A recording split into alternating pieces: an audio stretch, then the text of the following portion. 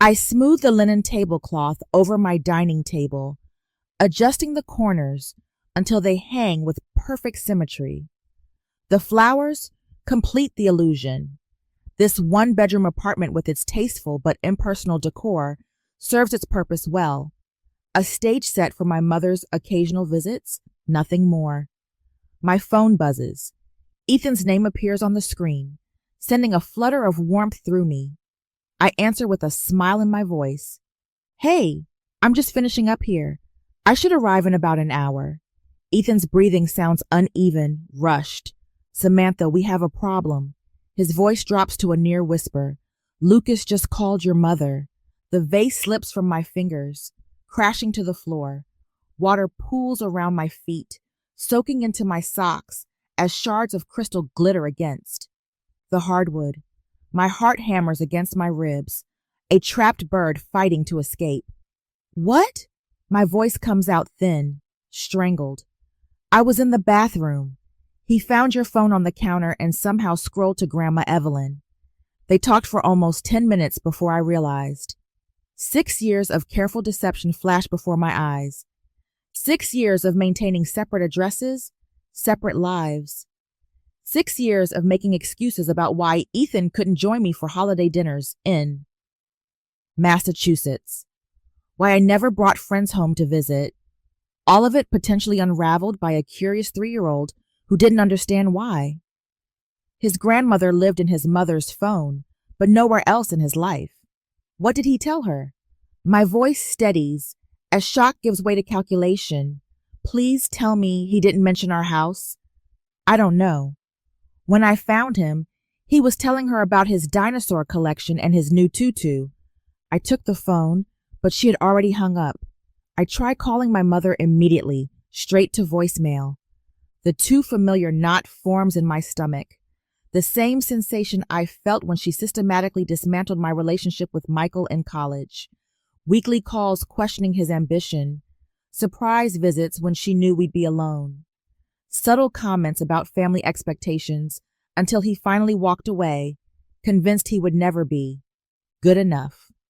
The day I met Ethan at the museum fundraiser stands in stark contrast. His kind eyes, his genuine interest in my work at the nonprofit. I remember deciding, right there between the silent auction tables and champagne fountain, that I would never let my mother anywhere near him, that I would build a fortress around what mattered most. 6 years of hiding, I whisper, gone in a 10-minute call. I hang up with Ethan and immediately dial Laura, the only person at work who knows the truth about my double life. Her voice answers on the second ring. Laura, I need you to go to my real house and warn Ethan. My mother might be heading there. The words tumble out as I pace the apartment, glass crunching beneath my shoes. Samantha, slow down. What happened? Lucas called my mother. She knows about him now, and possibly about Ethan. I need you to go there. Make sure they're okay. I'm heading home as soon as I clean up this mess. Laura's voice shifts from confusion to urgency.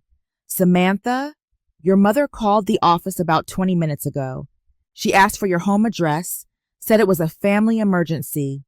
The room spins briefly. My carefully constructed life, the walls between my past and present, everything I've built to protect what matters. All of it hangs by a thread.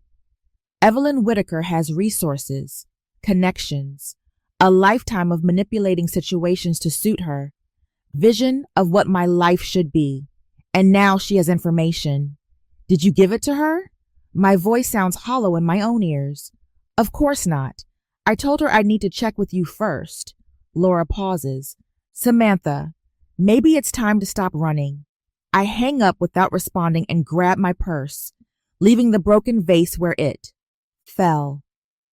The drive to my real home, the 1920s Craftsman with the blue door and the flower boxes Ethan built last summer, takes 20 minutes that feel like 20 hours.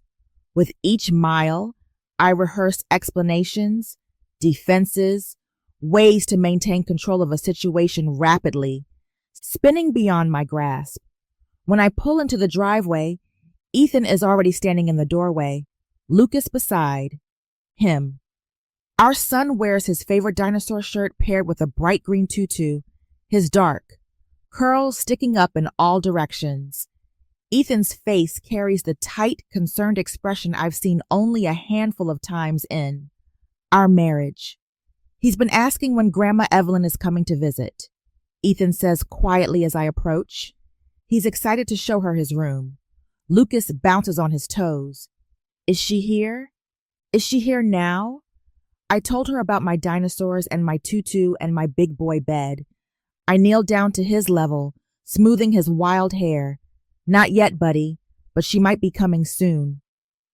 Over his head, Ethan and I exchange a look that contains years of unspoken understanding.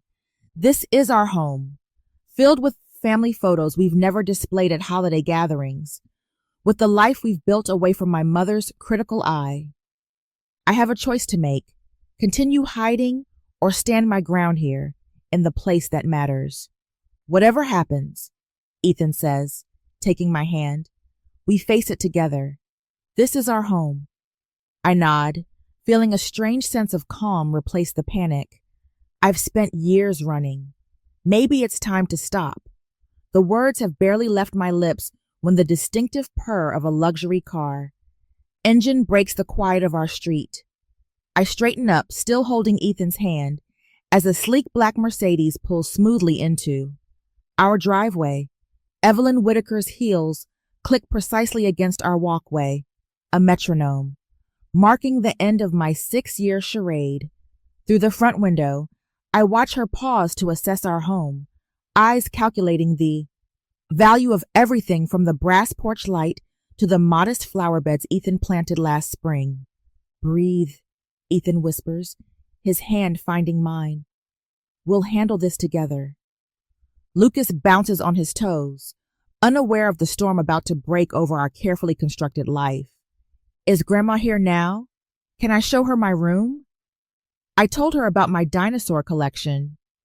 The doorbell rings, a single chime that reverberates through my chest like a warning bell. Ethan gives my fingers a final squeeze before stepping back, allowing me to face this moment alone. I open the door, meeting my mother's eyes directly for the first time in years without the shield of our staged apartment between us. Samantha. Her voice carries no warmth, just precise pronunciation and barely concealed judgment. I see I've found you at last. She steps inside without waiting for an invitation, her gaze sweeping our entryway, cataloging every detail, the family photos I never displayed during our holiday gatherings, the children's books stacked on the hall bench, Lucas's tiny rain boots lined up beside, our adult ones, Grandma. Lucas launches himself forward. My heart seizes as Evelyn stiffens, then awkwardly pats his head. Hello, Lucas? Is it? Her eyes flick to me, accusation clear in their blue depths. I had investigators searching the East Coast for years, never imagining you'd be here in a modest neighborhood. The word modest falls from her lips like something distasteful. I usher her toward our living room, where afternoon light streams through the windows. Ethan. Restored last summer. You've been hiding a husband and child from me for how long exactly? Her gaze locks on the wedding photo on our mantle. 6 years of marriage? And the child appears to be about 3? His name is Lucas, I say, finding strength in speaking his name. And yes, Ethan and I have been married for 6 years. Evelyn's fingertips brush the spines of our books, examining them like archaeological artifacts. And this Ethan, what exactly does he do that required such elaborate deception? Ethan steps forward, professional, despite wearing weekend clothes. I'm a software engineer for a nonprofit technology firm. I see. Her tone implies she sees everything. How I've rejected the corporate law career she planned. How I've chosen a life that prioritizes happiness over status. And you thought this was something to hide. You gave me reason to, I answer, memories flashing of Michael, my college boyfriend, and how she methodically destroyed our relationship with weekly calls, questioning his ambition until he finally walked away. Lucas tugs at my hand. Mommy, can I show Grandma my dinosaurs now? And my tutu? I swallow hard. In a minute, buddy. Evelyn's eyebrows arch. A tutu? For ballet class, Ethan explains, his calm voice a counterweight to the tension. He loves it. I see you've taught him. Broad interests. Another judgment wrapped in neutral words. She surveys our living room again. All these years, Samantha, family photos hidden away, teaching a child to never mention his. Grandmother at preschool, I imagine. The accusation strikes home. We had indeed carefully coached Lucas not to mention Grandma Evelyn. To his teachers or friends, the scale of our deception suddenly feels overwhelming when reflected in her eyes. You've wasted your potential on this. Ordinary life. She continues, each word precise as a scalpel. Your father would be disappointed. A strange shift happens inside me as I see my home, my actual, beloved home.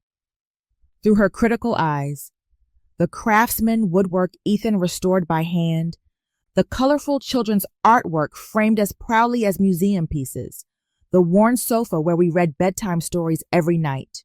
For years, I'd furnished that sterile apartment with perfect, expensive pieces chosen specifically to meet her approval. I'd arranged flowers and selected wine with excruciating care before her visits, all seeking validation I never received. You're wrong, I say, the words emerging stronger than I expected. Dad would have loved this place. He would have loved Ethan and Lucas. Evelyn's mouth tightens into a thin line. Mom, this is my home, my real home, with my family. Something shifts inside me, a tectonic plate of fear giving way to solid ground. I'm not hiding anymore. Her eyes narrow, calculating her next move. The Whitaker name means something in Massachusetts, Samantha. What will the board at the foundation say when they learn my daughter has been living this double life? There it is, her true concern, not my happiness, but her social standing. I don't care what they say, I answer, though part of me still does. This is the life I've chosen. Your father's trust fund was meant for a suitable life, not this. She gestures dismissively at our home. I'll need to speak with the family attorney about the terms. The threat hangs in the air, her willingness to use financial leverage, proving how dangerous she remains. But I also realize something crucial. Dad's inheritance wasn't just money. It was freedom from Evelyn's control, a chance to build a life based on love rather than appearances. Before I can respond, Lucas bursts back into the room, clutching a ragged teddy bear missing one eye.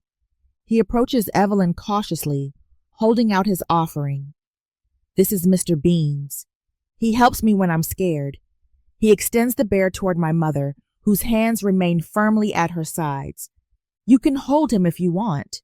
Something flickers across Evelyn's face. Surprise, perhaps even a moment of genuine emotion before. Her mask returns. Ethan steps forward, his posture relaxed but determined. Mrs. Whitaker, we've built a good life here. Samantha has done amazing work at her nonprofit. Lucas is thriving at his preschool. His voice carries quiet authority. You're welcome to be part of that life, but on our terms. Evelyn's gaze travels from Ethan to me, then to Lucas, who still holds out his bear with unwavering hope. I see I have much to consider, she says finally, ignoring the teddy bear, and apparently a grandson to become acquainted with. In that moment, I understand something profound. This isn't just my battle. Ethan stands beside me, strong and unwavering. Lucas, in his innocent way, offers connection rather than fear. Even Laura had warned me, giving me time to prepare. I don't have to face this alone. For 6 years, I believed secrecy protected what mattered most. Now I see how it limited us. Instead, Ethan turning down promotions that might have exposed our marriage. Lucas unable to speak freely about his family, my own career constrained by the need to maintain the lie. You're welcome to stay for dinner, I offer, not from obligation, but from newfound strength, if you'd like to know who we really are. Evelyn hesitates, calculating the social implications of acceptance versus retreat. Perhaps that would be informative, she says finally. Lucas beams, tucking Mr. Beans under his arm. I can show you my dinosaurs after dinner, Grandma. I have 17 and a half. The half one got stepped on, but Dad fixed his tail. As my son leads my mother toward our kitchen, chattering about his collection, I exchange a look with Ethan. This is just the beginning of a long battle, but for the first time, I'm not fighting from a position of secrecy and fear. I'm standing in my truth, in my home, with my family beside me. I wake before dawn, my mind racing with yesterday's confrontation. The house is quiet except for Ethan's soft breathing beside me. A plan forms as I slip out of bed. In the hallway closet, I retrieve a dusty cardboard box filled with my father's papers, documents I brought with me when I fled Massachusetts 6 years ago. I've avoided looking through them, afraid of the memories they might stir, but now I need ammunition. At the kitchen table, as pale morning light filters through the windows, I sort through faded letters, old photographs, and legal documents. 3 cups of coffee later, my fingers close around a thick manila envelope marked Trust Thomas Whitaker. Samantha? Ethan's voice startles me. He stands in the doorway, hair rumpled from sleep. I think I found something. My hands tremble as I extract the yellowed papers from the envelope.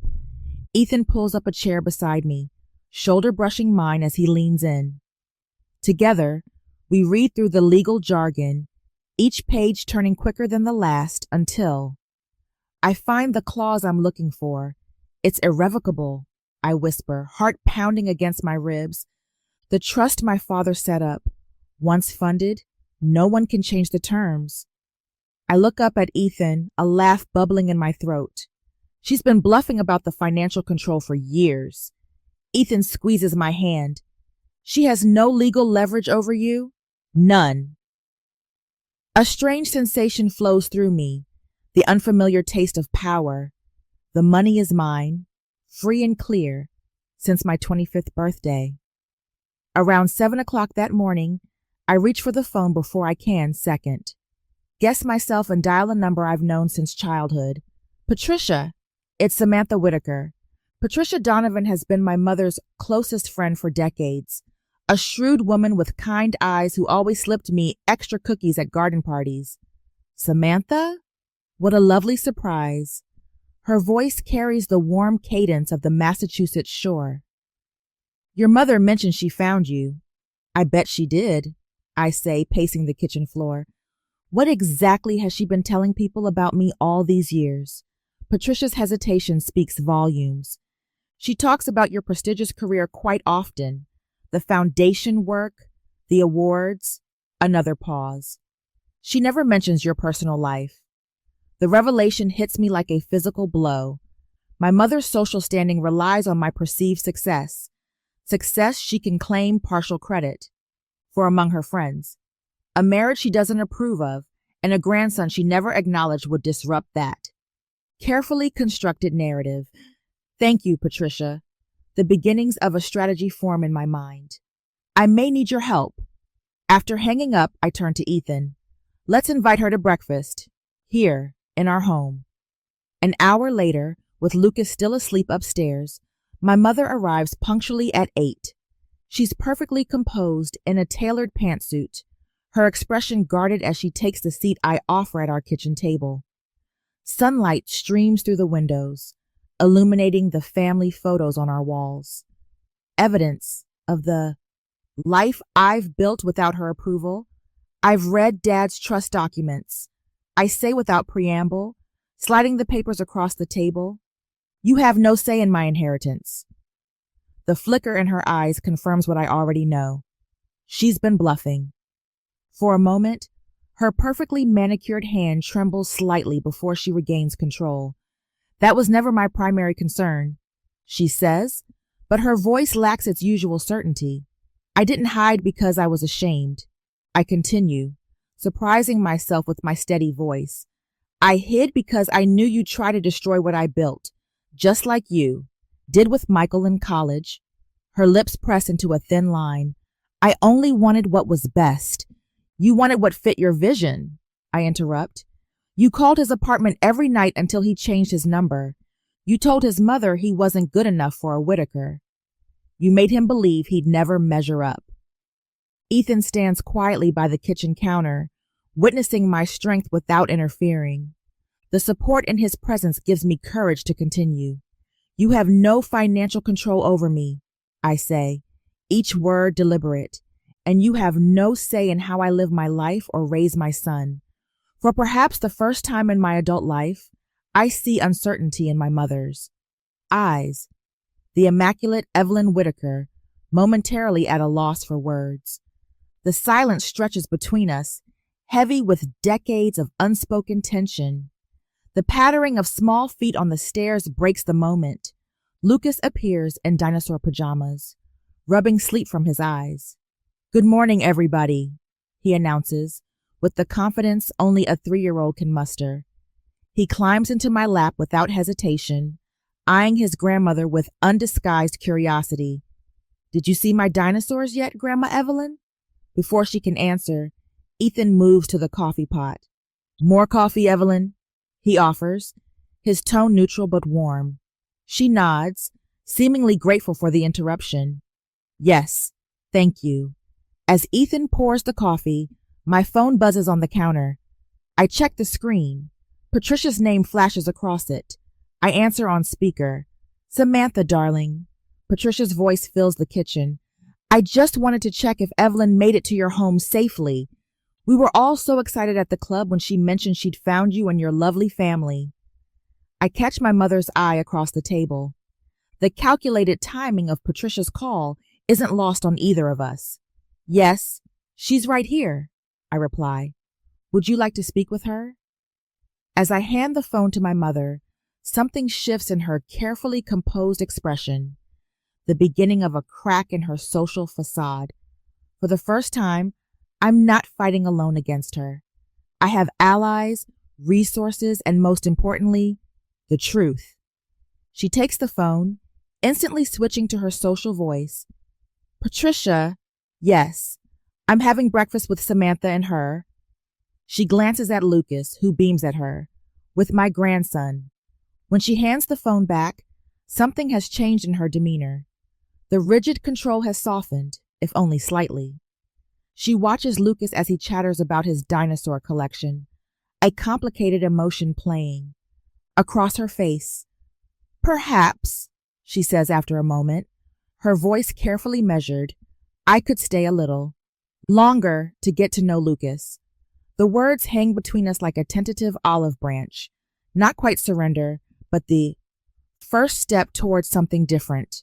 I find myself wondering, is there any hope for a real relationship, or am I setting us up for more pain? I look at Ethan, who gives me an encouraging nod, then back to my mother. Lucas would like that, I say finally. We have pancakes on Sundays.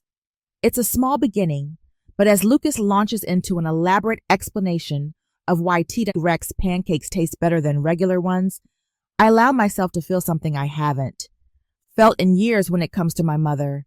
Possibility. 3 days after Sunday pancakes with my mother, I spread documents across our kitchen table with methodical precision.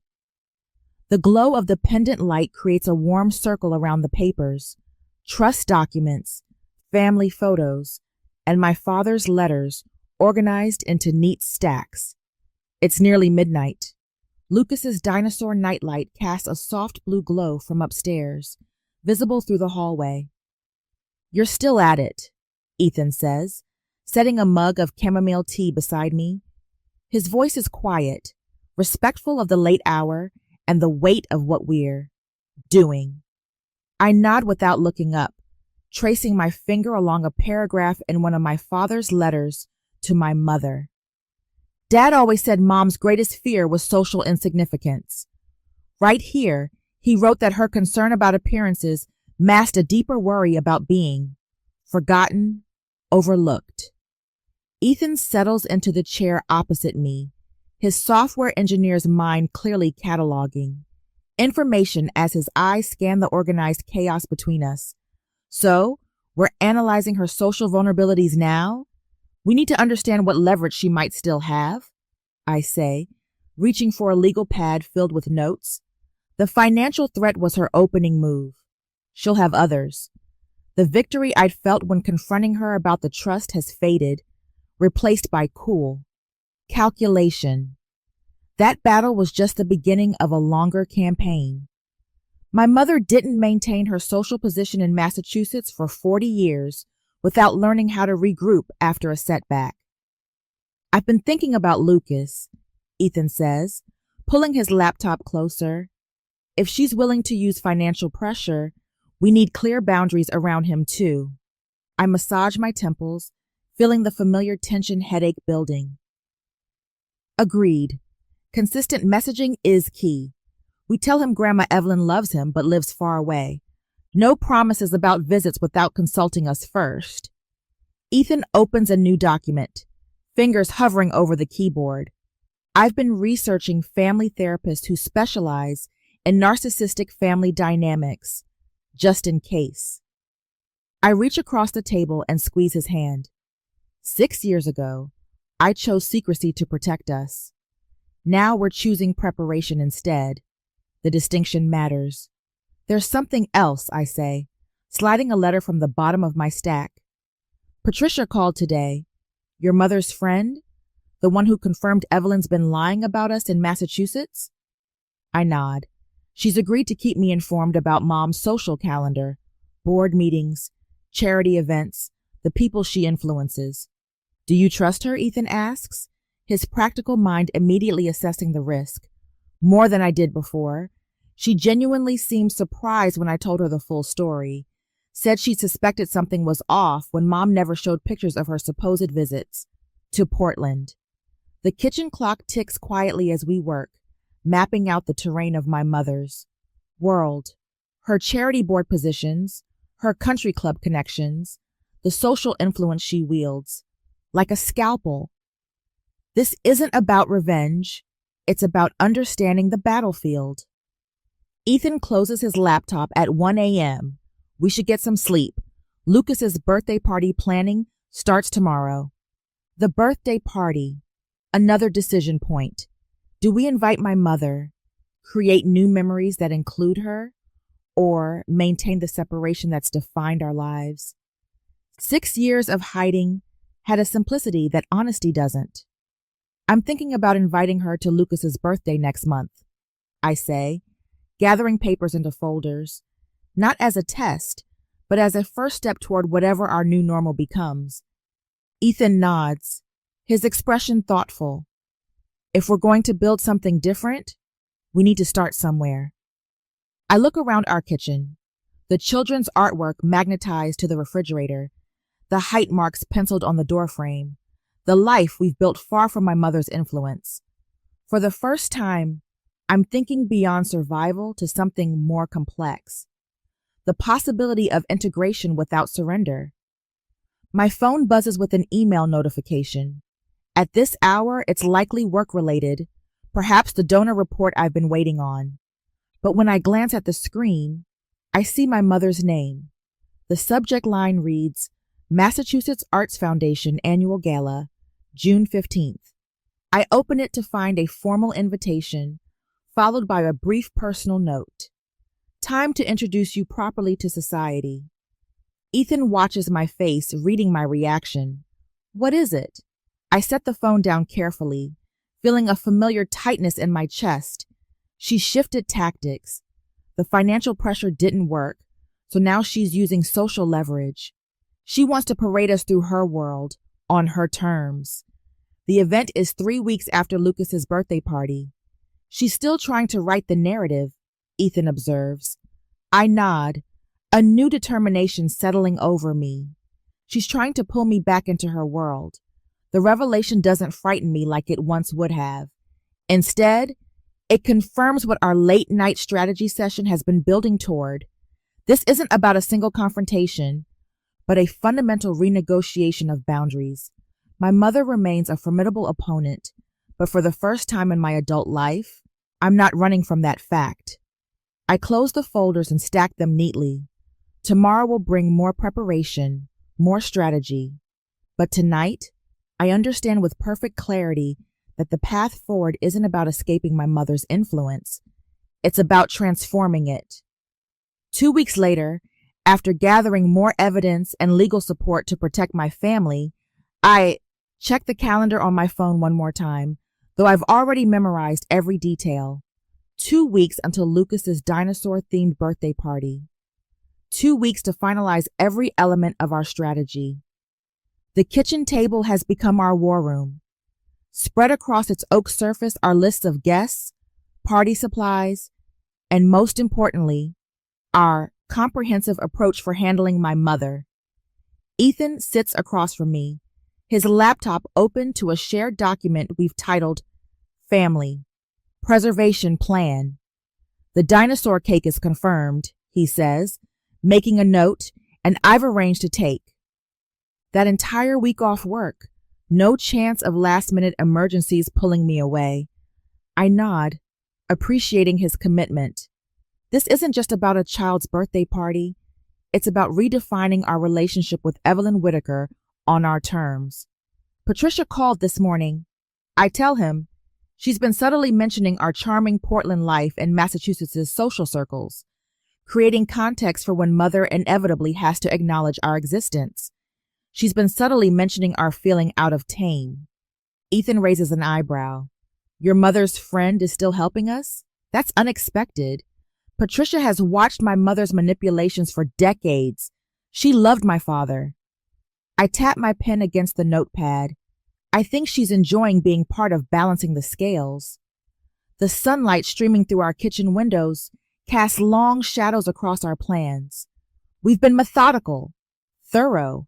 Every aspect of Lucas's birthday party has been designed not just as a celebration, but as the battlefield where we'll make our final stand.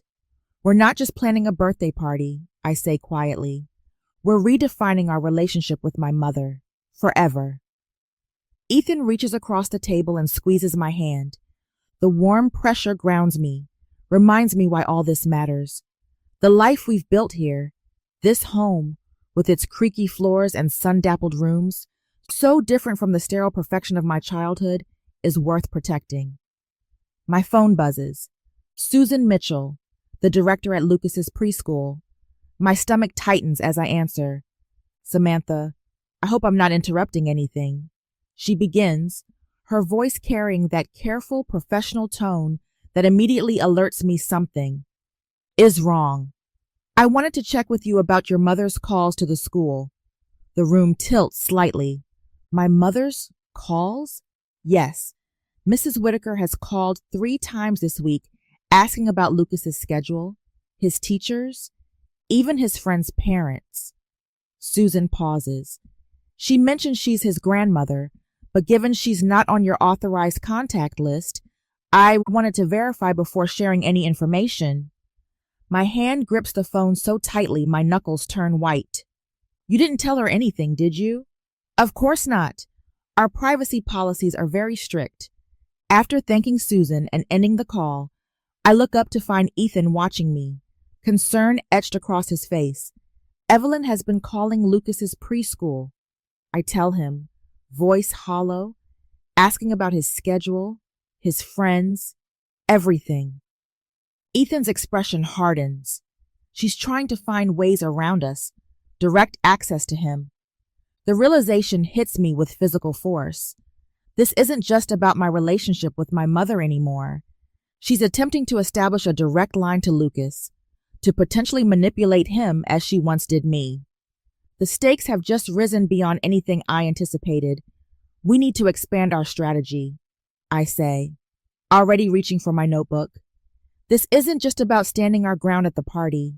She's researching every aspect of our lives. Ethan nods grimly. Do we confront her now?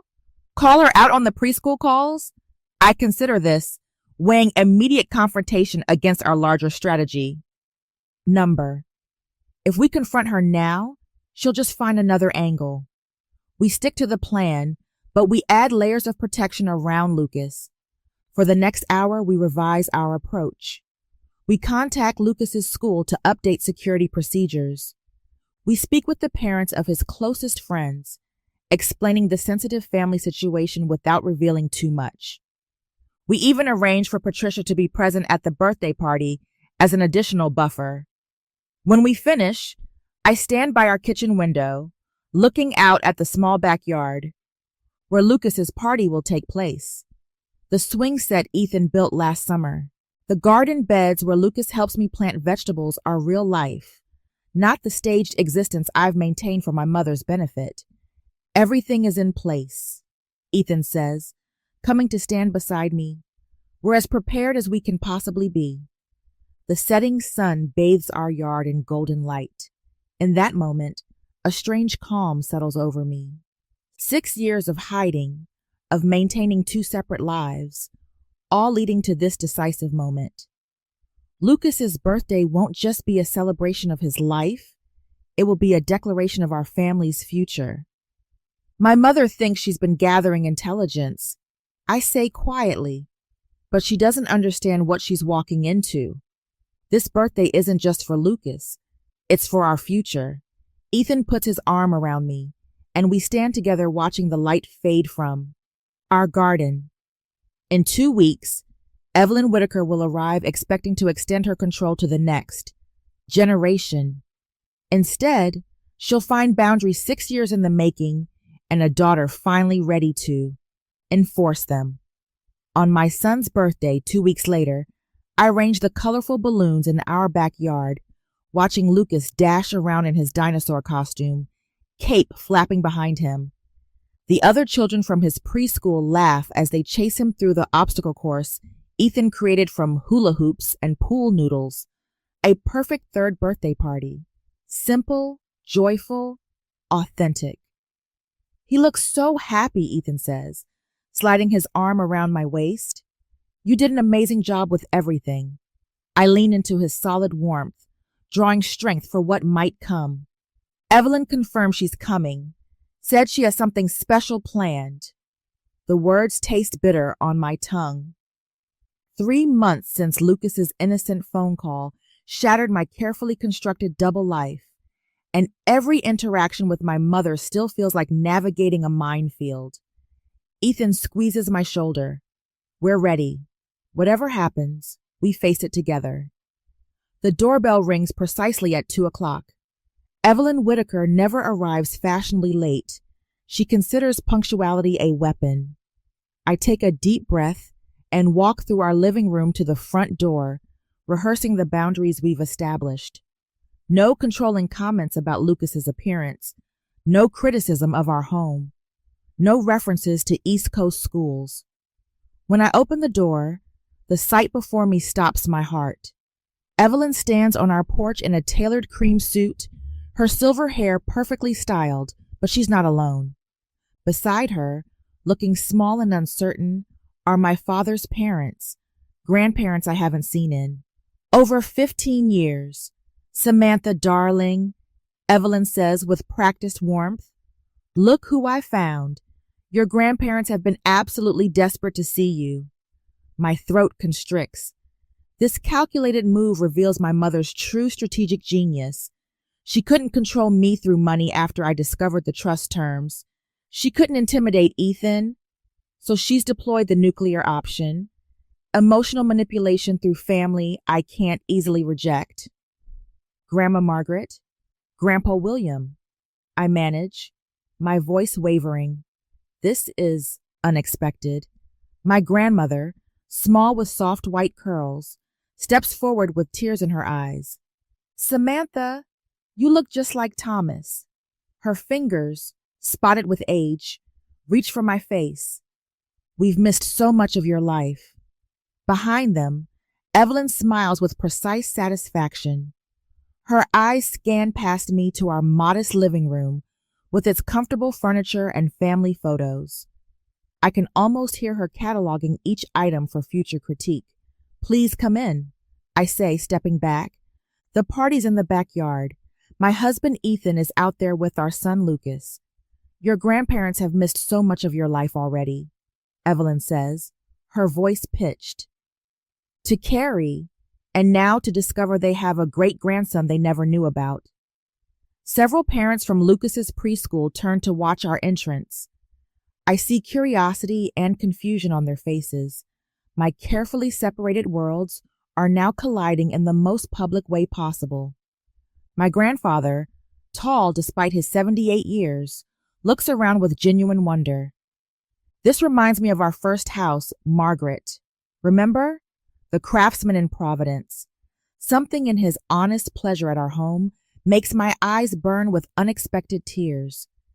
These are my father's parents, people who loved him, who might have loved me if given the chance. I spot Ethan across the yard, instantly alert to the tension in my posture. He excuses himself from the group of dads and makes his way toward us, stopping to scoop up Lucas, who has abandoned his dinosaur friends at the sight of newcomers. Who are they? Lucas stage whispers, his small fingers clutching Ethan's shirt. That's your great-grandmother and great-grandfather, Ethan explains gently. Your Grandpa Thomas was their son. Lucas's eyes widen with the magical thinking of childhood. From the pictures? The ones who live in heaven with the stars? My grandfather's weathered face crumples, and I suddenly see my father in his features. Yes, sweetheart, I say. These are Grandpa Thomas's parents. They've come a long way to meet you. Ethan extends his hand. I'm Ethan Cole, Samantha's husband. It's wonderful to meet you both. My grandmother clasps his hand between both of hers. You have a beautiful family. We had no idea. Evelyn interjects smoothly. I thought Lucas's birthday would be the perfect occasion for a family reunion. After all, family connections are so important for a child's sense of identity. Her words drip with reasonable concern, but I recognize the calculated strategy. By bringing my grandparents, she's created a situation where I cannot object without looking cruel. The other parents watch with interest. To them, this looks like a touching family reconciliation, not the psychological chess match it truly is. Mom, Lucas calls, racing toward us with a paper crown askew on his head. Can I show great-grandma and great-grandpa my dinosaur collection? Before I can answer, Patricia Donovan's distinctive laugh carries across the yard. I turn to see my mother's oldest friend making her way toward us, elegant in a lavender pantsuit that complements her silver hair. Evelyn, you didn't tell me you were bringing Margaret and William, Patricia calls. What a wonderful surprise for everyone. Evelyn's perfect smile falters for just a fraction of a second. Patricia, I didn't expect you. Samantha was kind enough to invite me, Patricia says, winking at me. When she mentioned Lucas's birthday, I couldn't resist the chance to see this lovely family of hers. I feel a rush of gratitude for this unexpected ally. Patricia's presence dilutes Evelyn's control of the narrative, providing a witness who knows the full history of our complicated relationship. Lucas, I say, kneeling to my son's level, why don't you show your great-grandparents your artwork on the refrigerator? The dinosaur family you drew last week would be perfect.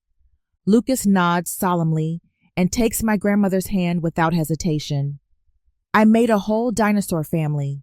The baby one is me. I watch as my grandparents follow their great-grandson into the house, their faces soft with wonder. For a moment, I see what might have been if I'd had the courage to. Stand my ground years ago instead of hiding. Ethan touches my elbow gently. I'll check on the cake and activities. You've got this. The party continues around us. Children laughing, parents chatting, balloons bobbing in the gentle breeze. But beneath the celebration, currents of tension swirl. I feel Evelyn watching my interactions with my grandparents, assessing whether her strategy is working. When Lucas returns with my grandparents 30 minutes later, He's proudly wearing a vintage watch, on his wrist that hangs comically large.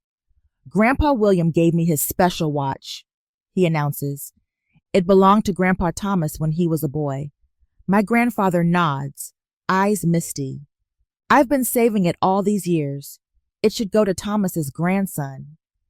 Evelyn's expression tightens almost imperceptibly.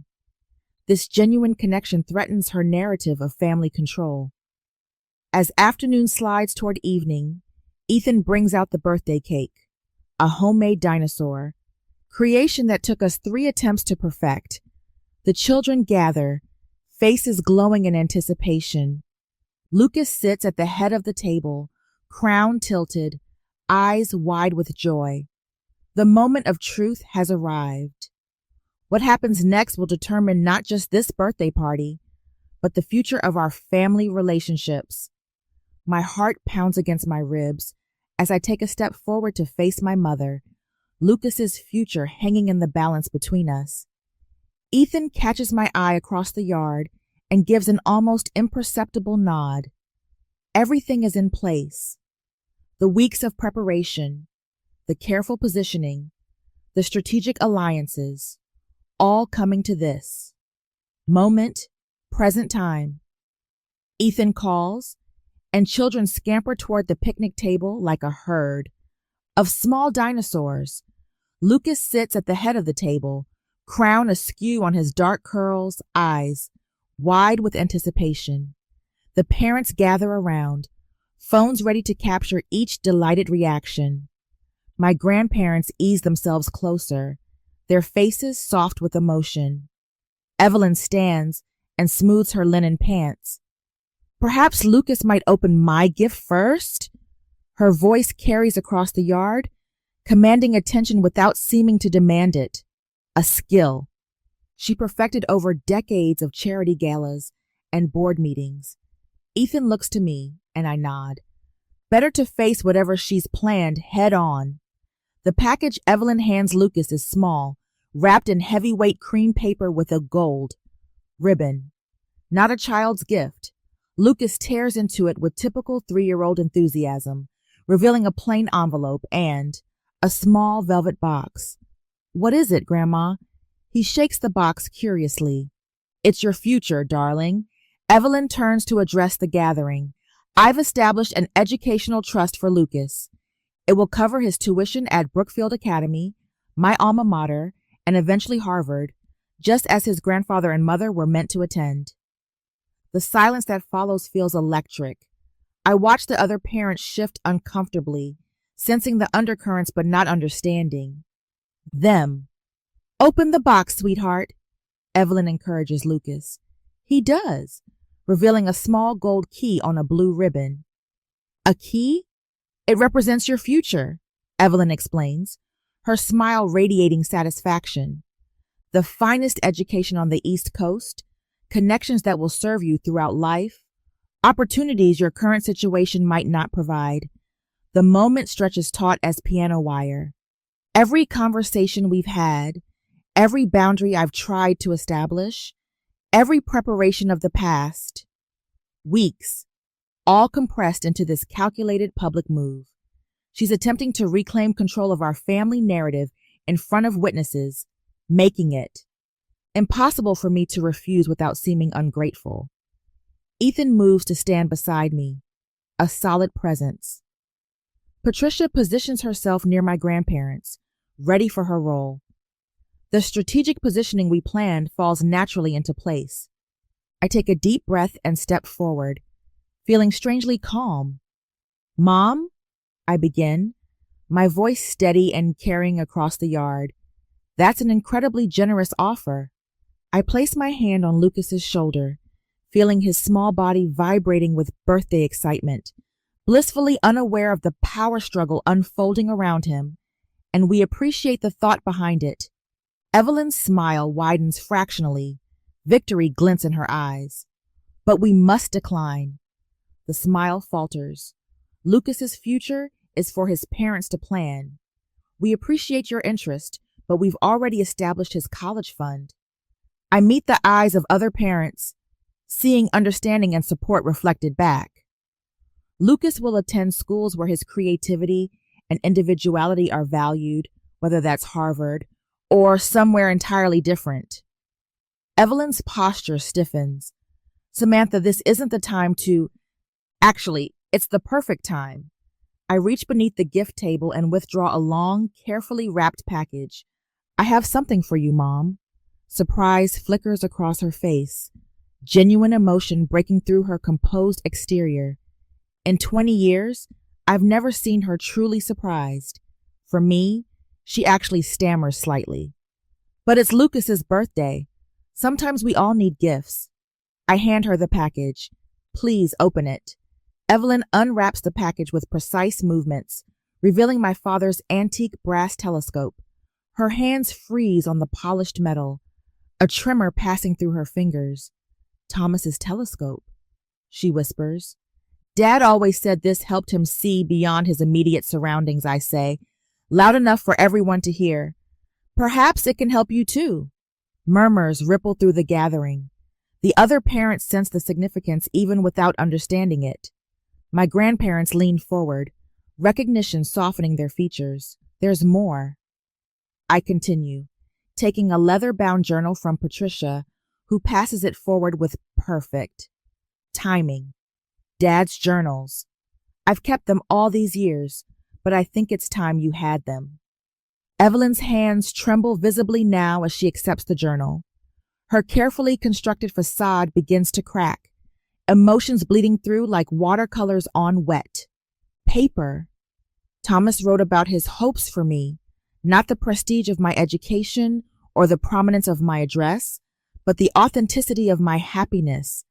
I meet her eyes directly. He wanted me to build a life that mattered to me, not to Massachusetts society. My grandmother rises slowly from her seat, moving to stand beside Evelyn. She places a weathered hand on the telescope. Thomas treasured this. He would sit for hours on the back porch, showing Samantha the constellations. My grandfather joins them, his voice wavering with age and emotion. Our son never cared for society pages or board positions. He cared about seeing things clearly. The power shift ripples through our gathering. The other parents watch with respectful silence. Ethan stands tall beside me, quiet satisfaction in his eyes. Patricia's subtle nod confirms what I already feel. The dynamic between my mother and me has permanently changed. Evelyn clutches the telescope, her knuckles white against the brass.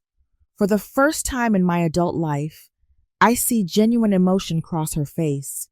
Not the calculated displays I grew up witnessing, but something raw and unguarded. Samantha. Her voice holds a question she can't quite form. Before I can respond, Lucas bounces up from his chair. Can we have cake now? I want Grandma Evelyn to have the first piece. The simple kindness of his offer, completely genuine and uncalculated, breaks something open in the gathering laughter ripples through the parents. Ethan squeezes my shoulder. Of course, I tell him. Grandma Evelyn should definitely have the first piece. Ethan brings out the dinosaur-shaped cake as planned, but its appearance now feels like a celebration of something more than Lucas's birthday.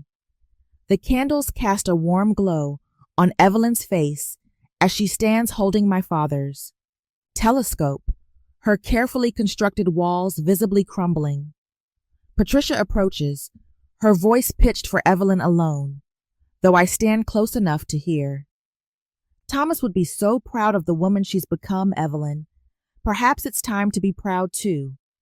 Evelyn doesn't answer, but when Lucas tugs at her hand, she allows herself to be led to the place of honor at the table. The telescope rests in her lap as Lucas leans against her, pointing out the dinosaur's features on his cake with sticky fingers. I catch Ethan's eye across the table. 6 years of hiding, of maintaining separate lives, of fearing this confrontation, all of it, transformed in a single afternoon. The boundaries I've established stand firm, but they're no longer walls. They're foundations for whatever relationship might grow from this moment. My mother looks up, meeting my gaze over Lucas's head. The telescope in her hands gleams in the afternoon sun. For the first time since my father's death, we see each other clearly, not as. We wish the other would be, but as we are. "Happy birthday, darling," she says to Lucas, but her eyes remain on me.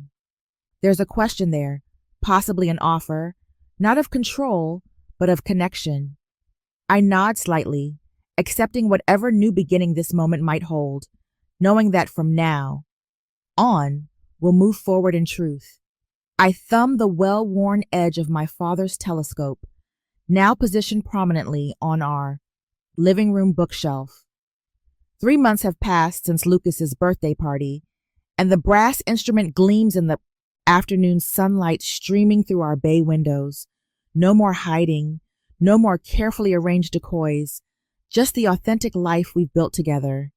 My phone buzzes on the coffee table. The screen displays mother calling. Once, this would have sent me into a spiral of anxiety, sent me rushing to my fake apartment to maintain the illusion.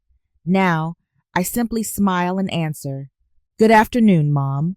"Samantha, I've been thinking about Thanksgiving arrangements." Evelyn's voice carries its usual crisp efficiency, but the cutting edge has softened. "The Donovans suggested we all gather at their lake house, but I thought perhaps." She pauses, her hesitation still unfamiliar. "Perhaps we might do something at your home this year." I catch Ethan's eye across the room where he's helping Lucas with a dinosaur puzzle. He raises an eyebrow, and I nod. "We'd love to host Thanksgiving," I say, the words flowing easily. "Lucas has been talking about showing you his new tree fort." "Wonderful. I'll bring Thomas's maple custard." Another pause. "Your father always insisted it wasn't Thanksgiving without it." After we hang up, Ethan joins me on the couch, his arm sliding around my shoulders. "Well, that's progress." I lean against him, watching Lucas arrange plastic dinosaurs in complex family groupings. "Remember our first Thanksgiving together? We ate frozen dinners because I told you I had to work, when really I was at my mother's Massachusetts estate pretending I had a business trip the next day. And now we're hosting the whole family." Ethan kisses my temple, including the dreaded Evelyn Whitaker.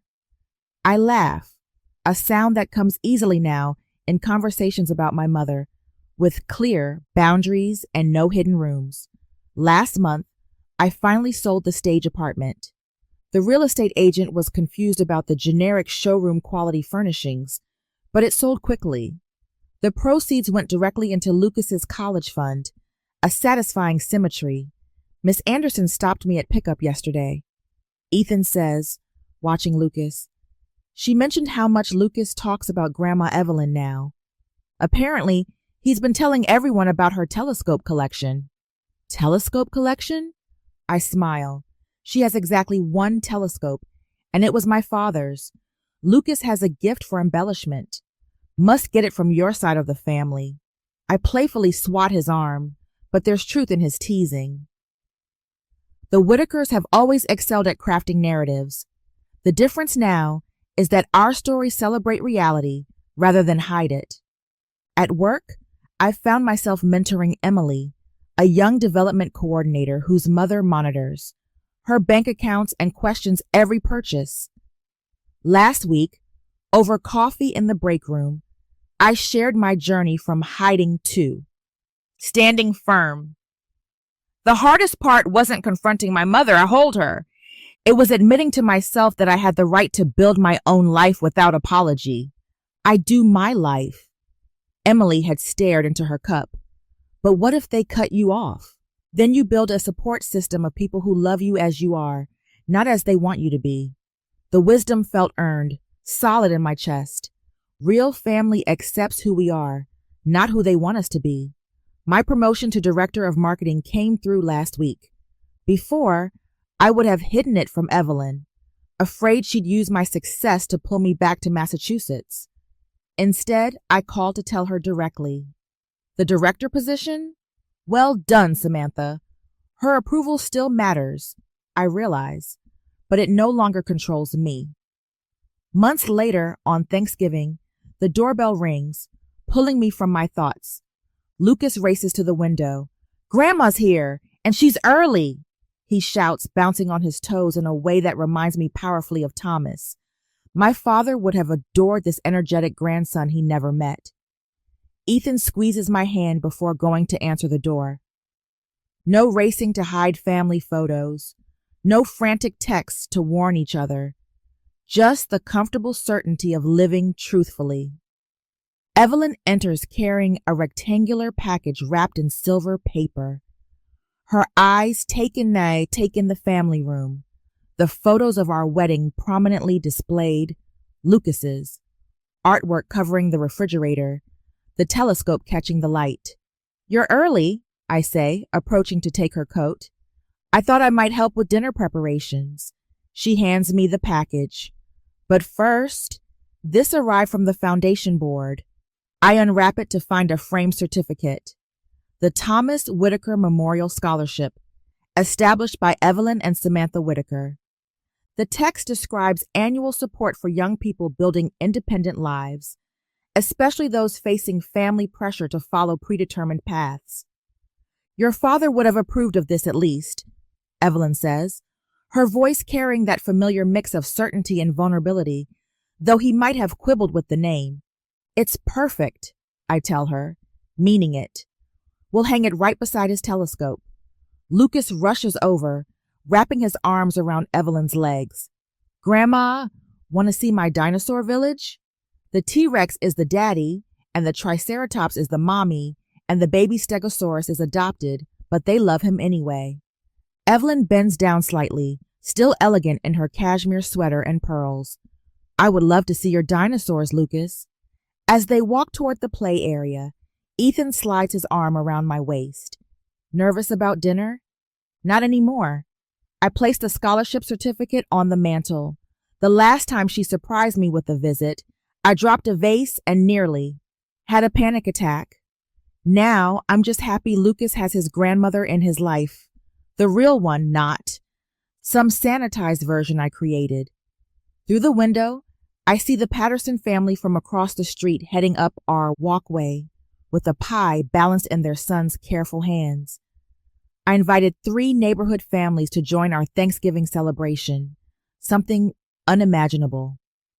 In my previous life of compartmentalized relationships, hiding doesn't protect what matters, I say, turning to greet our neighbors. Standing in your truth does. Ethan kisses me quickly before opening the door. Your dad would be proud. With the scholarship bearing Thomas's name, his telescope guiding our vision, and his grandson. Building dinosaur families that welcome differences? I know Ethan is right. The Whitaker legacy isn't about Massachusetts society or carefully curated appearances. It's about having the courage to live authentically, even when that's the hardest path to walk. And as I welcome our neighbors into our true home, with my mother showing Lucas how to position dinosaurs for optimal dramatic effect, I feel the last fragments of my hidden life finally dissolve, replaced by something far more valuable, a future without secrets.